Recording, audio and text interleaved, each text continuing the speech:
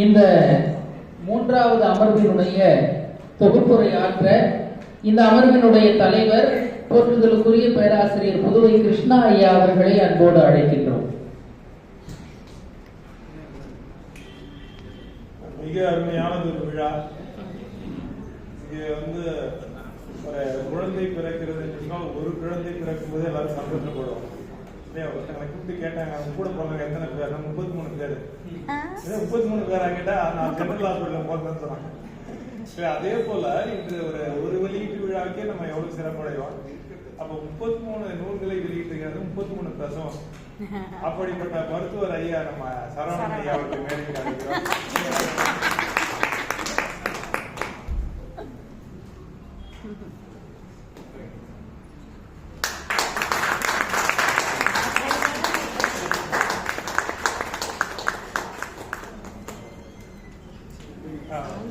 ஒவ்வொரு ஆண்டும் அவர் நிறைய குழந்தைகளை பெற்றெடுக்க ஒரு சிறந்த மருத்துவரா இருக்கார். ரொம்ப பெரிய விஷயம் இல்லைங்களா? அப்படி இங்க வந்திருக்கவங்க எல்லாருமே படைப்பாளி. இங்க பெண்கள் மட்டும்தான் பிரசவிக்கிறார்கள் என்பது அல்ல, ஆண்களும் பிரசவிக்கிறார்கள். இங்க பூக்கள் கொடுப்பது என்பது பெண்களுக்கு மட்டும்தான் பூக்களை கொடுப்பார்கள். ஆனால் இங்க ஆண்களுக்கும் பூக்களை கொடுத்திருக்காங்க. அதாவது தலைப்பு இல்லையா சொல்லுவாங்க. இந்த நிகழ்ச்சி சிறப்பாக நடத்துவதற்கு காரணம், எந்த நிகழ்ச்சி அவர் நடத்தினா சிறப்பா இருக்கும், காரணம் என்ன? இங்க வரக்கூடிய பெரியவர்கள் எல்லாம் நம்ம நமசிவாயம் ஐயா வந்திருக்கேன். அந்த ஐயா வந்தாலே அந்த நிகழ்ச்சி சிறப்பாக இருக்கும். அவர் அவர் வழியா அந்த நூலை வெளியிடணும் அப்படின்னு நம்ம சத்தியமூர்த்தி ஐயா அழைச்சிட்டு வந்தாங்க. அதே மாதிரி இங்க இருக்கக்கூடிய நாடகத்தில் மிக சிறந்த சிறப்பு செய்யக்கூடிய வரலாற்று சாதனை தான் எங்க ராஜா ஐயா வந்திருக்கிறாரு. அப்புறம் இங்க புதுவை கவிஞர், இந்த புதுவைக்கு அடையாளமாக திகழக்கூடியவர். அப்புறம் எங்களுடைய நாடகத்தில் இருக்கக்கூடிய பாலா, எல்லாமே இந்த அமைப்புல இருக்கவங்க எல்லாமே. எந்த தமிழ் ரெண்டாவது அமைப்பு என்று சொன்னாலும் நம்ம பைரவி ஐயா எல்லாம் நடக்காது. அப்படி அது மட்டும் இல்லை, இங்க வந்திருக்கக்கூடிய படைப்பாளி நிறைய பேர் பார்ப்பேன். அவங்க எல்லாமே பாத்தீங்கன்னா போன இதுலயும் நூல் படைச்சிருக்காங்க இல்லையா? அப்படின்னா நீங்க சும்மாவே விட மாட்டாரு இல்லையா? என்ன கேட்டா, நான் ஒரு ஐஏஎஸ் ஆபீசரை பத்தி, ஐஏஎஸ் ஆகுது எப்படின்றத பத்தி ஒரு கட்டுரை எழுதுறேன், இன்னும் அது ஒரு நூலா போடலாம் அப்படின்னாரு. இல்ல, அப்படி எல்லாரையும் ஊக்கப்படுத்தி அவங்களுக்கு தான் அது தெரியும். யாராவது பேசும்போது கூட சொன்னாங்க, ஒரு தாய்க்கு தான் தாயுடைய வழி தெரியும் இல்லையா? அதே மாதிரி ஒரு படைப்பாளருடைய அருமையை தெரிந்து மிக அழகாக அவர் கூட இருக்க பாருங்க, அவர் தம்பி மாதிரியே இருப்பார். ரொம்ப வெயிட்டான பாருங்க, எந்த மேடையில இருந்தாலும் அவருக்குன்னு ஒரு வெயிட்டேஜ் இருக்கு இல்ல? அப்படிப்பட்ட சிறந்த குரல் வளம் பார்த்தீங்கன்னா அப்படி இருக்கும். நம்ம செம்மொழி நிறுவனத்துல சிறப்பா தெரியும். அவங்க பேராசிரியர் மிக அழகாக நிகழ்ச்சிகளை தொகுத்து வழங்க பல மேடைகள் அம்மா அவர்கள். இப்படி எல்லோருமே சிறப்பானவர் சேரும்போது நல்ல அந்த முந்திரி திராட்சை எல்லாம் போட்டு அந்த பாயசம் நல்லதானே இருக்கும்.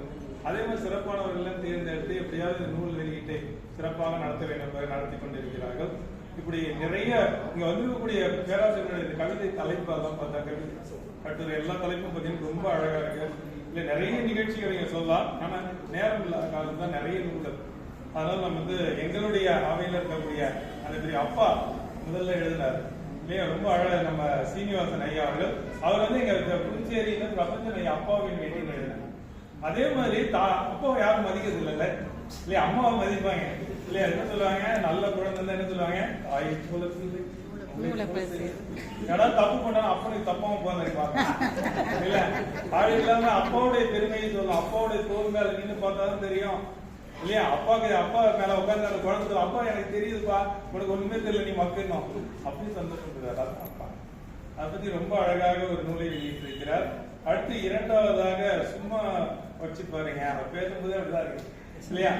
போன் எடுத்தா யார் பேசுற அப்படின்னு கேட்டா சொல்லுவாங்கல்ல, ஏதாவது உங்க பேர் என்னன்னு கேட்டா கும்புரசாமி அப்படின்னு இல்ல, உங்க பேர் என்னடா அப்படின்னு கேட்டா கும்புரசாமி, அதான் என் பேரு அப்படிவான்.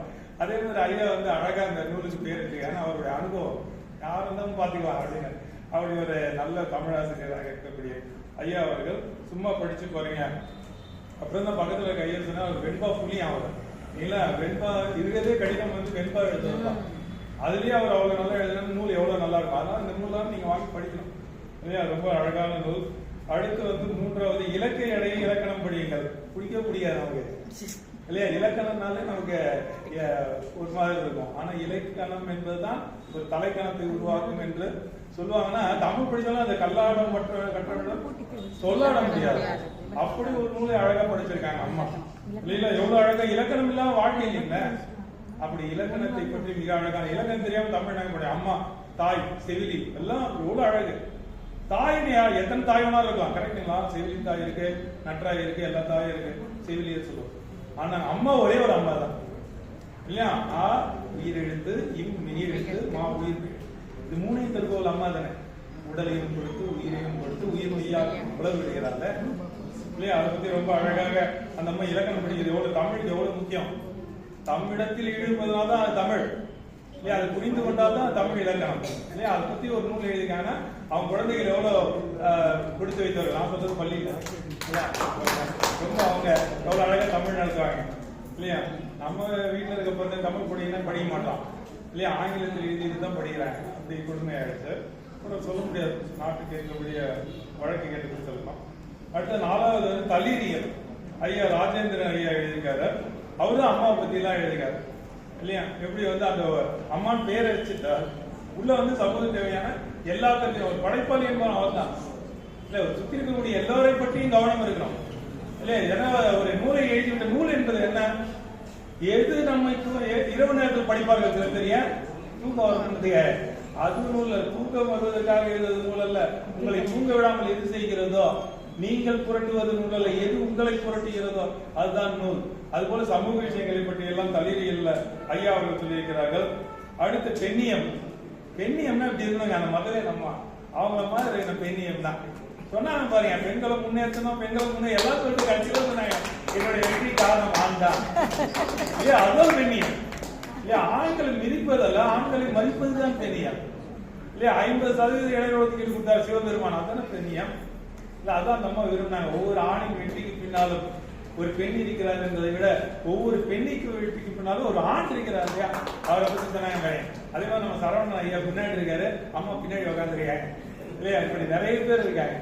மிக அருமையான இந்த அரங்கத்தில் எழுதிய நூலை எழுதிய ஆசிரியர்களுக்கு நன்றி வணக்கம்.